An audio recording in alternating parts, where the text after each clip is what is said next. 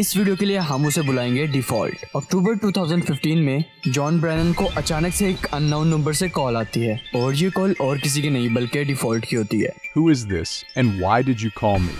You are a fool, John Brennan. Whoever you are, what the do you want? We have already gained access to everything you have. Your time has ended now. I don't believe you, but you are playing with fire. Hacking journey के start को explain करते हुए बताते हैं कि जब मैंने hacker chat rooms join किए तो वहाँ फ्री स्पीच की पूरी फ्रीडम थी। They were full of gore, pornography, pictures of murdered people, people having sex with animals, यहाँ तक कि videos of two girls eating shit। लेकिन इन सब के बावजूद वहाँ एक ऐसी कॉमन चीज थी जिसे वहाँ के हर मेंबर को सख्त नफरत थी, जो है फिलिया। चाहे हम लोग कितने ही बुरे क्यों ना हो, लेकिन एक चीज से हम सबको ही नफरत है, जो है इन लोगों को हर जगह एक डिस्गस्टिंग प्रेडेटर कंसीडर किया जाता है। इसलिए डिफॉल्ट को ये फील हुआ कि अगर हैकिंग से आप ऐसे ही लोगों से निपटोगे तो पूरी दुनिया आपकी साइड लेगी, और उसे ये काम हर तरह से क्रैक लगा। शुरू में डिफॉल्ट पब्लिक डिस्कशन फोरम्स पर विक्टिम्स की सोशल प्रोफाइल्स हासिल करता और फिर फेक अकाउंट बना के उनके साथ कम्युनिकेशन स्टार्ट करता था, और बातों ही बातों में पिक्चर या वीडियोस के जरिए विक्टिम्स के कंप्यूटर में मालवेयर ट्रांसफर कर देता, जिसके जरिए से उसके कंप्यूटर के सारी सेंसिटिव डाटा, प्रूफ्स, उसकी लोकेशन और दूसरी इंपॉर्टेंट इन्फॉर्मेशन एक्सेस करके उन्हें लोकल अथॉरिटीज को फॉरवर्ड कर देता और उसकी मदद से उन्हें अरेस्ट किया जाता। इस तरह डिफॉल्ट ने कई पीड़ों को अरेस्ट करवाया और दूसरे हैकर्स में अपनी रेपुटेशन को बहुत ज्यादा इंक्रीज कर लिया। ऑपरेशन डेनमार्क एक ऐसा हैकिंग ऑपरेशन है जिसको लेकर डिफॉल्ट सबसे ज्यादा प्राउड फील करते हैं। दरअसल 2014 तक डेनमार्क में बिस्टियलिटी यानी एनिमल सेक्स ना सिर्फ लीगल था, बल्कि ऐसी प्लेसेस भी मौजूद थी जहां लोग पे करके एनिमल से सेक्स कर सकते थे, जिनमें सबसे ज्यादा डॉग्स के साथ सेक्स किया जाता था। लोगों के पेट्स गायब होना स्टार्ट हो गए और एंड पे इन एनिमल ब्रॉथल्स में मिलते, और उस टाइम पे डिफॉल्ट के पास भी एक डॉग था जिसे वो बहुत प्यार करता था, तो इस वजह से उसे ये बात बहुत ज्यादा डिस्गस्टिंग लगी और इसने गवर्नमेंट को सबक सिखाने का सोचा। डिफॉल्ट ने डेनमार्क गवर्नमेंट की ऑफिशियल वेबसाइट को हैक किया और उनके होम पेज पे ये लिखा, did you know that your government allows bestiality and there are bestiality brothels where people can go and pay money to do this things to animals and most of them are your pets. इससे पहले लोग इस fact से बेखबर थे, लेकिन जैसे उन्हें पता चला कि उनके पेट्स के साथ भी ये कुछ हो रहा है, तो डेनमार्क की गवर्नमेंट ने फौरन इस लॉ को चेंज करके एनिमल बिस्टियलिटी को इल्लीगल करार दे दिया।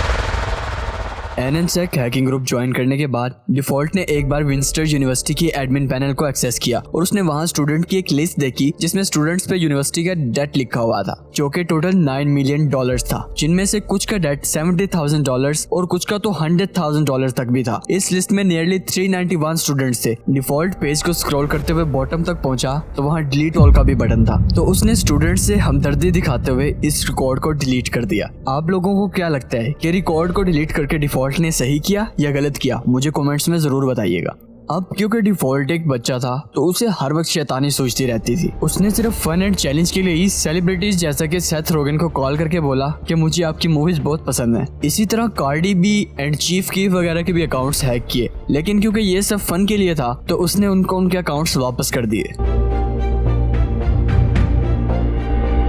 2013 में एडवर्ड स्नोडेन, जो उस वक्त नेशनल सिक्योरिटी एजेंसी में एक कंप्यूटर कॉन्ट्रैक्टर थे, तो उनके हाथ ऐसे टॉप सीक्रेट डॉक्यूमेंट्स लगते हैं जिनसे उन्हें पता चलता है कि सीक्रेट एजेंसीज ना सिर्फ फॉरेन गवर्नमेंट और टेररिस्ट ग्रुप पर स्पाई कर रहे हैं, बल्कि अपने ही सिटीजन्स पर भी नजर रखे हुए हैं और उनके खिलाफ ऐसा सेंसिटिव डाटा इकट्ठा कर रहे हैं जिसको जरूरत पड़ने पर उनके खिलाफ इस्तेमाल किया जा सके। जब उसने ये बात मीडिया पर डिस्क्लोज की तो डिफॉल्ट ने हाई प्रोफाइल ऑफिसर्स को एक एक करके टारगेट बनाने का प्लान बनाया। उस वक्त डिफॉल्ट एनएनसेक हैकिंग ग्रुप को छोड़ चुका था, क्योंकि सिमिलर नेम होने की वजह से एनएनसेक की सर्विसेज का ज्यादातर क्रेडिट एनोनिमस हैकिंग ग्रुप को जाता था। इस मिशन के दौरान डिफॉल्ट की मुलाकात होती है CWAP यानी cracker with an attitude hacking group से, जिसको एक क्रैकर नेम्ड गाय लीड कर रहा था। CWA के साथ टीम अप करने के बाद डिफॉल्ट ने सबसे पहले जेम्स क्लैपर को निशाना बनाया, जो उस वक्त US नेशनल इंटेलिजेंस के हेड थे। We do not keep an eye on your privacy.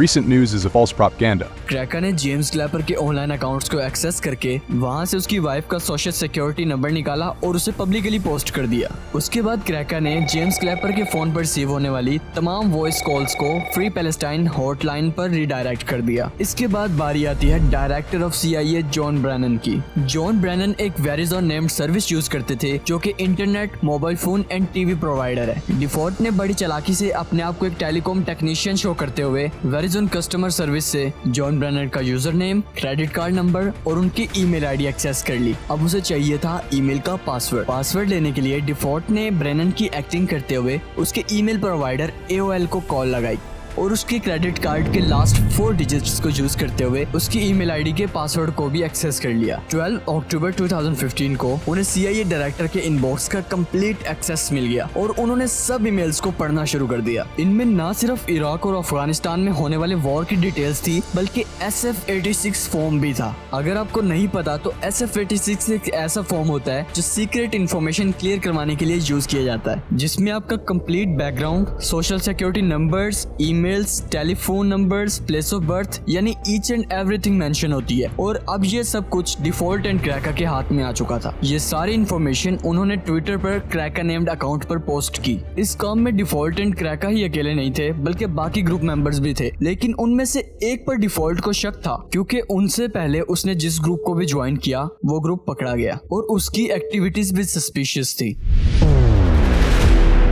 Default के मुताबिक वो 3 चीजों की वजह से पकड़ा गया, जिनमें सबसे पहला फैक्टर है इन्वॉल्वमेंट ऑफ NSA। डिफॉल्ट का कहना है कि अगर कोई शख्स ये क्लेम करता है कि मैं अपने घर में मौजूद IP एड्रेस की वजह से पकड़ा गया तो ये बिल्कुल झूठ है, क्योंकि वो एक एंटीने की मदद से अपने घर से 1 मील दूर एक फ्री वाईफाई यूज करता था। यहाँ तक कि उसके PC या लैपटॉप में कोई फिजिकल वाईफाई कार्ड्स भी मौजूद नहीं थे और उसके PC की हार्ड ड्राइव्स को डिक्रिप्ट करने में भी 30 या 40 मिनट लगते थे। सेकंड फैक्टर है डिफॉल्ट का एक फ्रेंड। दरअसल डिफॉल्ट एक लड़की को डेट करना चाहता था जो उसके फ्रेंड की भी एक्स गर्लफ्रेंड थी और इसीलिए डिफॉल्ट ने उससे परमिशन भी ली, लेकिन शायद इसी वजह से उसके दिल में डिफॉल्ट के लिए बैड इंटेंशंस पैदा हो गई और उसी दिन रात को डिफॉल्ट, क्रैका और उसका वही फ्रेंड Xbox लाइव पर इकट्ठे हुए और ये सब ड्रंक थे। जब न्यूज में CIA के हैकिंग के बारे में खबरें चली तो डिफॉल्ट ने नशे में सबको बताना शुरू कर दिया कि ये सब हमने किया है। वो ये सोच भी नहीं सकता था कि उसका वही फ्रेंड इन बातों को सीरियस ले लेगा और FBI को इन्फॉर्म कर देगा और उसने बिल्कुल ऐसा ही किया। थर्ड फैक्टर डिफॉल्ट का एक कॉलेज फेलो है जिसके बारे में उसे क्लियरली तो नहीं पता, लेकिन वो उन्हें सस्पिशियस लिंक्स फॉरवर्ड करता था जिन पर कभी डिफॉल्ट ने क्लिक नहीं किया। उसके दोस्त की इन्फॉर्मेशन देने के बाद FBI ने रेड की और क्रैका एंड डिफॉल्ट दोनों को अरेस्ट कर लिया। अंडर एज होने की वजह से क्रैका को जुवेनाइल भेज दिया गया। बाय द वे उसे भी कंप्यूटर से ट्रैक किया गया था। डिफॉल्ट को 5 साल की सजा हुई और अपनी सजा पूरी करने के बाद डिफॉल्ट ने एक साइबर सिक्योरिटी कंपनी ज्वाइन कर ली। डिफॉल्ट की हैकिंग की और भी बहुत सी इंटरेस्टिंग स्टोरीज हैं,